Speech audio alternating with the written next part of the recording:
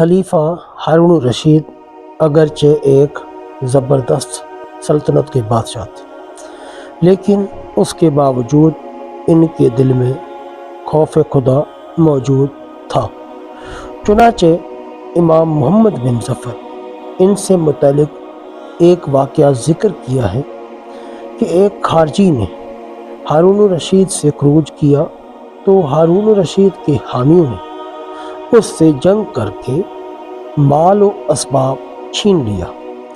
تو اس کے بعد خارجی نے کئی مرتبہ لشکر کشی کی، لڑائی بھی ہوئی، بالآخر شکست کھا گیا۔ اسے گرفتار کر کے ہارون الرشید کے دربار میں لایا گیا۔ پس جب خارجی کو سامنے کھڑا کر کے ہارون الرشید نے پوچھا، بتاؤ میں تمہارے ساتھ کیا برتاؤ کروں؟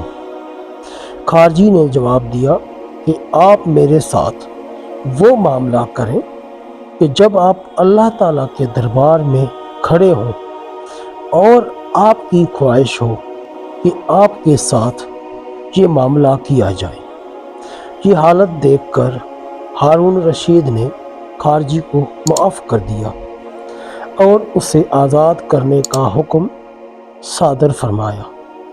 بے شک خوف خدا و ذکر آخرت سے بڑے بڑے بادشاہوں کے دل لرز جاتے ہیں اور لہجے زخمی ہو جاتے ہیں۔ حیات الحیوان جلد نمبر 1 صفحہ نمبر 237۔